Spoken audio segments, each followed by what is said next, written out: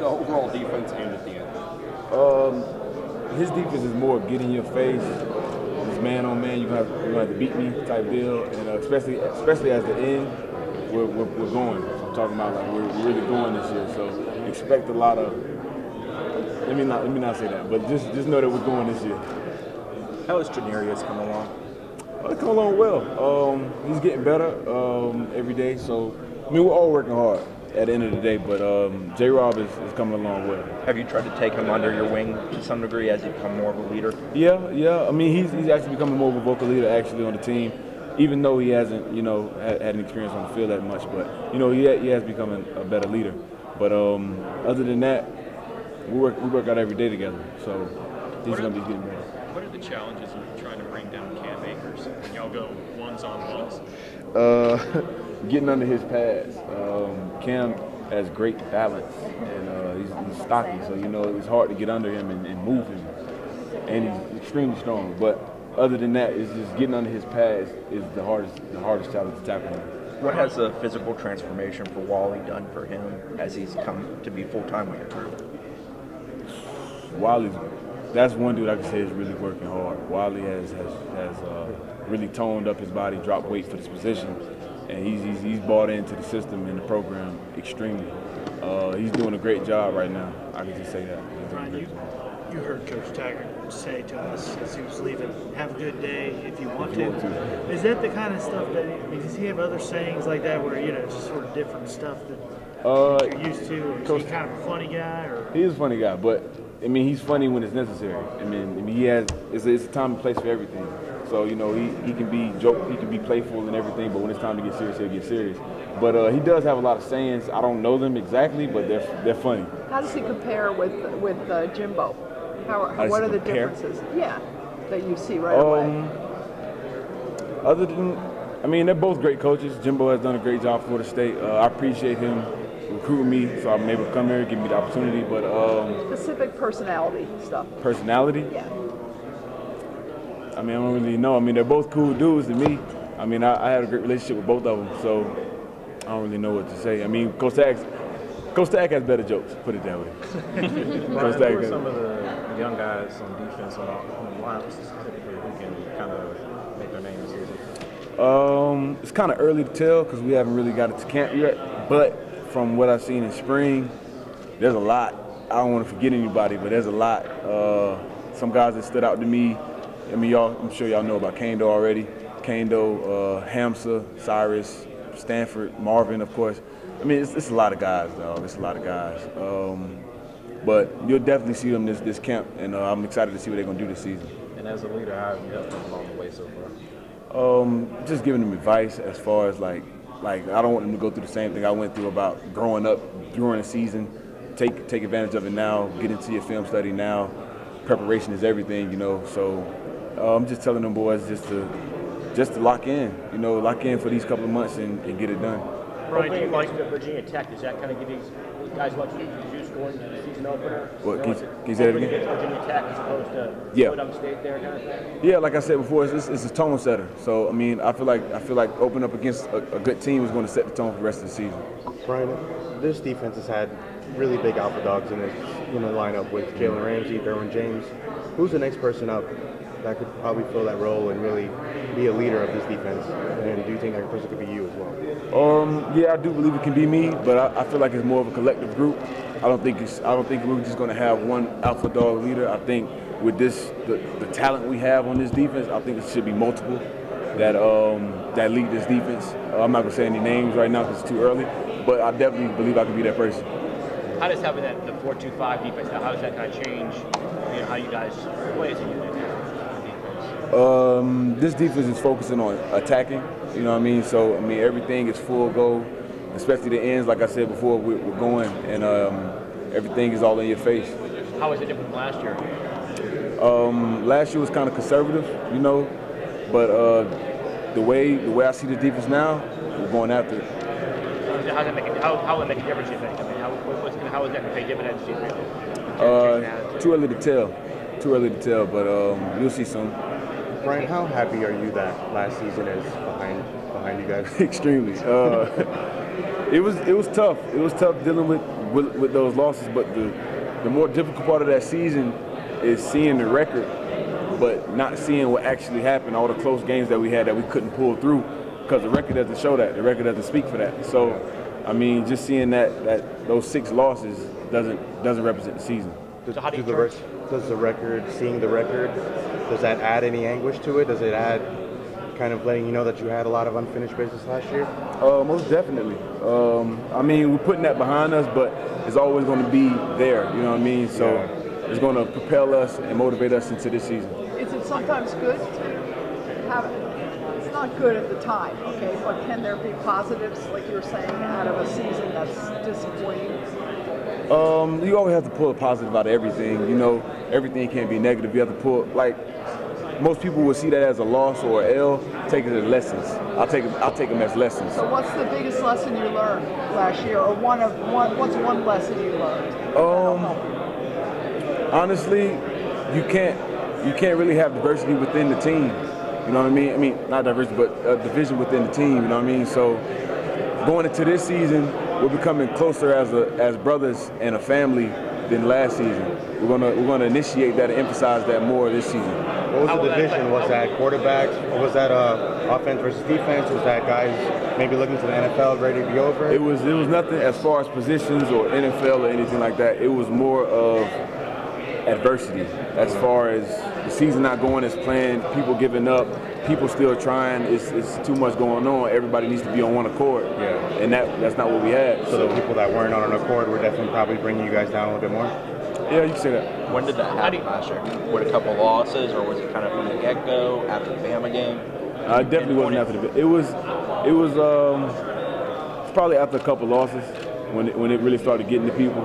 But I mean, overall, as a leader, I was trying to keep everybody positive, of course.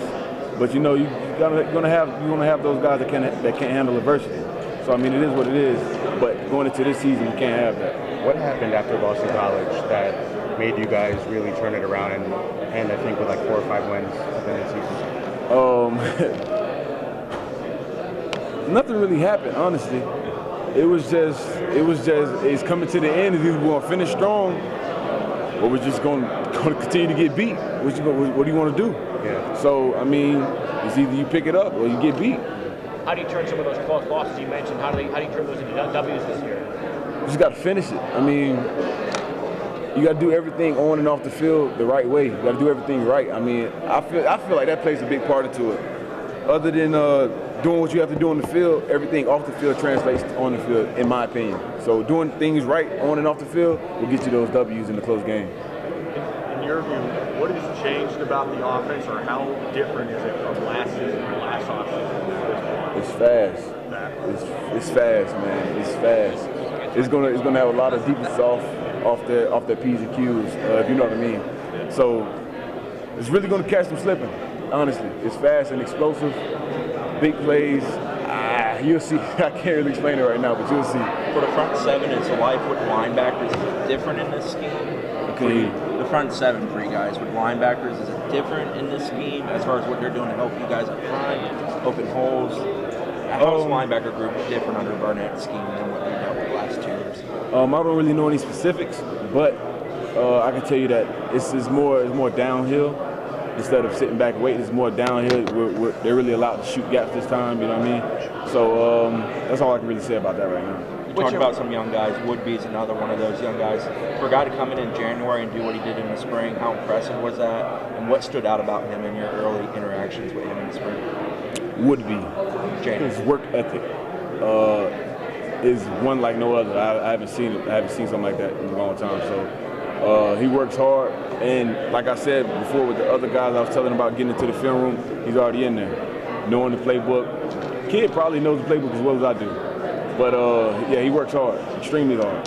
What kind of pressure has Coach Barnett made on you, and how do you think he's going to maybe hopefully make a positive impact on that defense this year? He emphasizes playing fast and aggressive and physical. So that's one thing he said from the jump, since I met him. That's what he's been preaching to us. So he wants us to play instead of thinking, so we're able to play faster and play free. That last week of the season before you guys played Louisiana Monroe, you regrouped. You're one game away from being a bowl game, and then literally 2 days before the game, you're getting a new coach. Those feelings, I mean, now that they're all gone and behind you, but from so many peaks and valleys that season, can you really summarize that week and what that really meant for you guys going forward? Honestly, yeah, there was a lot going on as far as the coaching change and are we going to have a bowl game or not. So honestly, I told the team, we had a team meeting, I told the team not to worry about any of those things, just be cognitive and aware of what's in front of us as far as the game, Louisiana Monroe. We need to focus in on that and just get a dub, you know what I mean? So we don't need to focus on the off the field issues when we have an opponent in front of us. That was my main focus, and that's what I preached to the team, so that's why we were able to do what we had to do. How important was Odell in that transition? Odell was kind of like the glue to all the pieces. I actually backed him up on what I just said, because that's what he preached to me. I backed him up on that, and he was like I said, the glue to the pieces. He kept us all together throughout the transition. How relieved were you when you finally knew you had a head coach when Tiger got hurt? I mean, like I said, I wasn't really focused on it. That wasn't my main focus. I was focused on finishing the season as strong as we could. So, but I mean, once he did come, I was excited. Was there a certain point with Coach Taggart where you're like, or maybe a couple points where you're like, okay, I'm impressed now. I think this guy's going to do pretty well here. I think he's going to be good. Most definitely. Most definitely. Was there a certain point that it hit you, I guess? Or? Actually, my first conversation with him, I kind of knew that he was a genuine guy, a good dude. So, I mean, yeah, my first conversation with him, he impressed me. What was about it that impressed you, I guess? We didn't even talk about football, honestly. It was just more about life and just seeing where he came. He told me about his background. I told him about mine. Just seeing where he came from and the type of guy he is. So that really impressed me. How did that lead you to believe, okay, I think this guy will be pretty well here. He'll be a good fit for us? Because he was genuine. He was a genuine dude. I'm sorry to bring up UM, just to cover that. I saw in your bio you were recruited by Florida and Florida State. Georgia, was it? Georgia, yeah. What other teams did Miami recruit you at all? Did they go after you or no? I just don't know. Yeah, they did, but not as hard as the other schools. Right. But they did at a certain point. Were they at all in your thinking growing up, or I'm trying to figure out what kind of fan were you? Because you grew up in South Florida, so. Honestly, I didn't watch football that much. Okay. Really? What'd you watch? I don't know. When'd you get into football? I watched cartoons, honestly. I didn't watch football a lot. Yeah, and I'm just wondering, I'm sorry guys. No, you're good. The Miami thing. So they never were really, you didn't watch football. When did you become an FSU fan? When they started recruiting? I was never an FSU fan. I never had a team. I never had a college team. Did you go to school with any UM players? Did you know anybody? In high school? Yeah, No. or whatever. Do you know any guys? Mm-mm. Oh, you don't even know. Okay. And the last thing is just the Hard Rock Stadium game. How many family members do you have? And is that game sometimes a little bigger than the other games on your schedule? Not more important, but just kind of more. You can put it in that terms, that kind of aspect, because my family's really there. Like my whole family was there. Like not my entire family, but like my intermediate family was there. And they can't make every game, but they were there. So, it gives me more motivation to show out. But that game itself, and I'll leave you alone. Just what's that like for you guys after winning 7? You won 7 in a row. I mean, it's a great rivalry. It's great to be a part of. And, it's bigger than me. So I mean, it's just great to be a part of and great to compete in. Any thoughts on this year? Any predictions? No. Without having Derwin James on that defense this year, how do you guys kind of make up for the loss of what he brought you guys? It's not really anything to make up. I mean, guys leave all the time. I mean, it's football, it's life, or whatever. But next guy just has to step up. I mean, he did bring a great trait to the team as far as intensity, his talent, of course. But other than that, guys just have to step up. When you look around your locker room, have you gotten a sense yet of, you've been on winning teams, and you were on a team last year that only won 3 ACC games. Have you kind of getting a vibe yet about, this is going to be we're going to bounce back, we're going to back for winning ways, this is going to be an 8-win, 9-win, 10-win type season maybe? Or? Yeah, I actually did get that vibe of, because everybody's buying in. Once everybody's bought in and we're on one accord, I don't think anybody can stop us. Bought into what? The system, the program, Coach Taggart, everything that's been implemented into us, this summer program, if they buy into it, I think we'll be fine. How long did it take you guys to buy in? Or is it still an ongoing process? It's a process. You don't really buy. You need W under the belt to buy in, I guess. Or No. What does it take? You just need everybody on the team to buy in, to be on one accord, to be one. That's all. I mean, it doesn't take a dub to do it. It just takes everybody to be on the same page. Do you feel like Clemson's separated itself some from the rest of the ACC? You said what? Do you feel like Clemson has separated itself some from the rest of the ACC? No. Clemson is an amazing team, has amazing talent and all, but no, I don't feel like they separated themselves at all. I mean, they still have to compete just like everybody else. At any given day, you can get beat by anybody. What do you got to do to catch them, though? They're the favorite and everybody's looking up to them. What do you got to do to do that? I'm actually, in my opinion, I'm actually happy that they're the favorite and they're in front of everybody. They're the headlines and everything because that puts all the pressure on them. While we're back in behind them or whatever from the media views, that's just giving us a perfect opportunity to creep up without having any notice, you know what I mean? So I like being underdog. Right. Can you give me an example maybe of how really he's connected with the team? When he was at South Florida and Oregon, that was one of the hallmarks. His players really felt like he locked in and connected with them, was able to motivate them. When did you first feel that?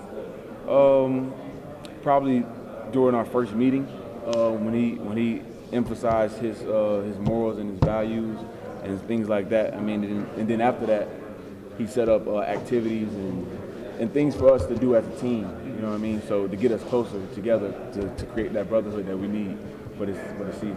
What activities? It's dinners. You know, dinners. We even had a chill night in the lounge. Got some food, movies, games. I mean, anything just to have us bond and can come closer. Hey, Brian, who's the most underrated player on this defense? The most underrated player on this defense. In your opinion? Sheesh. Honestly, it's too early to tell. I mean, we only have 4 starters returning. So I mean, I don't really know who I can say is underrated. But we just know we got some good guys. Anybody you think is bound to surprise somebody this year that maybe in the past hasn't shown up, but you're just waiting on them to arrive this year? To surprise someone? I mean, like I said, it's still early to tell because we haven't really went through camp. All we did was go through spring. But I mean, Dontavius Jackson has made some great leaps, and I feel like he can be that guy to surprise y'all. You recently went to Washington, D.C. Yeah. How did that experience change your life and the conference that you went to? Yeah, that was the Life program. It was a program at Florida State. It was great. It was a great experience to actually speak about the activities we do and how life after football is going to be important. So I mean, it was great. It was a great experience. Great event to go to. How good can this defensive line be, the defensive front, even with losing guys like Noddy and Sweat? We still can be great, honestly. We got some great guys, some great young guys that have yet to show up. But I mean, guys such as Marvin, Kando, you know the list. But they're working hard, and I see them excelling this year. You know, a lot of things, something a lot of coaches say is it takes time for players to buy in before you start seeing an on-field product that wins. You know, how long is it? I mean, has the team already bought into Taggart's message, do you think? I think they're buying in. I think but it's a process. It's not going to happen overnight.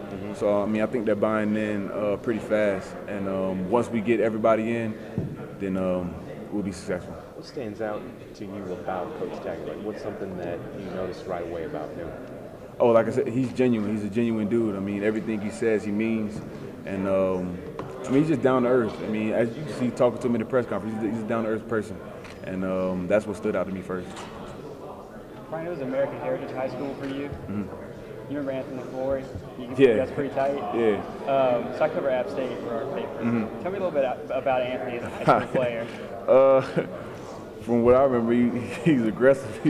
He'll hit anything moving. Doesn't matter if it's your teammate. He doesn't care.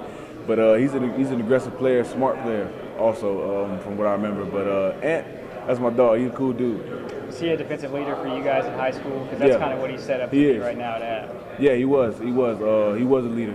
He actually took me under his wing, even though we played two totally different positions. He actually took me under his wing and showed me the ropes when I got there because I was a transfer. So, I mean, yeah, but he's a great person. You transferred as a junior? I ended my sophomore year. Okay. What did he teach you? What do you learn from that guy? He just taught me like the things to look for. I mean, because coming into American Heritage, I didn't really play. I didn't have the experience that he had. You know what I mean? So I mean, he just told me to relax because I was kind of hyper or whatever. But he just told me to relax and play your game. I mean, he's not very aggressive outside High of school football, he was. but like on the field, it seems like he just really revs it up. Yeah. I mean, like, I guess when did you notice that about him as a high school guy? First practice. The first practice, I forgot who he hit. He hit somebody, and I was just like, yeah, yeah, he got that. Hey Brian, talk about the move from last year's situation with Jimbo, and he left you guys, and you have Coach Taggart. Just talk about the changed environment. What's it like now? I mean, is it more like you guys are having fun? You guys having more like, is it more back to what football is? Yeah, it's being free, allowing ourselves to express who we are and whatnot. But other than that, I just see a lot of people having fun. You know, football is fun. It's about having fun. It's about doing what you love. You know what I mean? So, I mean that's really the environment I'm getting right now. And what do you have to do this year to get better? And playing wise. There's a lot of room for improvement. It's too much to really speak on right now, but just know I'm working at it. And Brian, yesterday there was a lot of talk about CTE studies and the link between CTE and football. What were your thoughts on all that? I try not to focus on that too much. I mean, it's a risk and it's a hazard of playing football, and that's what comes with it. But try not to focus on it too much. But I mean, it is an important thing to worry about. But other than that, I just don't focus on it. I just focus on the game. Ryan, following up on what I asked you out in the ballroom about Coach Barnett, how have you guys gotten to know him, and how do you like him as a person, as well as the defensive schemes? Coach Barnett's a cool dude. I mean, this whole staff is cool. I mean, they're down to earth people. I know a genuine person when I see it. So you know what I mean. So the first conversation we had wasn't even about football. It was about life. It's about life, becoming a better man, a future father, future husband type deal. So you know what I mean. It's just important to have that connection with your coach. Did he enjoy the winter in Florida a little better than? Yeah, he did. You didn't make any jokes about it? Yeah, he did. What did he say? He was just talking about. I can't really say what he said, but it was funny. Just know that. When you're talking about the future, you said future husband, future father. Talk to me about one or two mentors in your life right now, whether it's football related or off the field or overall. My brother and my father. Those are the two main mentors in my life that show me how to be a man, to put your priorities before you know how it is. But those are my mentors right now. Good ones to have in-house, father and yep. brother. Playing the position you're playing this year, next year, if there's a next year, obviously, and then future in the NFL. Playing on the edge, you have to have strong hands. You have to have strong hands. What are you doing in the weight room to strengthen your forearms and your grip and your hand grip? Honestly, that's a good question, because that was one of my main focuses throughout this summer program. And I actually went to Coach O personally and asked him, what can I do? And he actually ordered me a machine. It's a grip machine, you know what I mean? We put the weight on it. He actually got that personally for me. But I mean, it's for the team, but I asked for it, you know what I mean? Just for that purpose, especially. Yeah, because you can be strong up top, strong down bottom, good shoulders, quickness, everything. But some offensive linemen, they may not even be able to move their feet well. They grab you inside. They ain't gonna get caught holding if they get you inside here and pull you in close. Exactly. If you don't have strong hands to get them off. Exactly. And you're 10 times better than them, but they grab you. They cancel Christmas. Cancel Christmas. Do that machine, but also do a lot of the old-fashioned stuff. Tennis balls, sand, just all that stuff. The wrist curl, curl, stuff, strengthen your forearm. All that stuff is good. You'll see it's little things. You already got the big stuff. You said it earlier in there, your freshman year, 9 sacks, just off of athleticism. You know what I mean? It's the little things in life. Yeah. It's the same thing in football. It's the little things that's going to take you to another level. Exactly. Hey, Brian, what do you make of the whole conversation around football and concussions, CTE, head trauma? Oh, repetitiveness to the head? Yeah, somebody just, I don't know where he went. Somebody just asked me about that, but yeah, like I said, I try not to focus on it too much. I mean, I know the risk of playing football, and I know how serious it is. But I mean, I just want to enjoy the game as long as I can. You know what I mean? So I just try not to focus on that too much. Have you ever had a concussion? No. In terms of God forbid. No, I have not. In terms of like, you know, the long-term effects or things that could happen if you might have one, do you feel like you're well educated about those things? I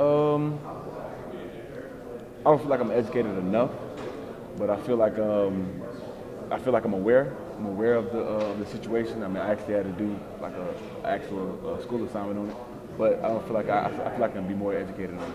Where should the responsibility lie in terms of educating, especially college players who might be? Where should it lie? Yeah, in terms of like, should it be the schools that educate you guys, or should you guys be taking that upon yourselves? I think we should take it upon ourselves. I think, I mean, it's your health. I mean, this is whether you want to know about it or not. But I mean, I think you should hold yourself accountable and learn about it.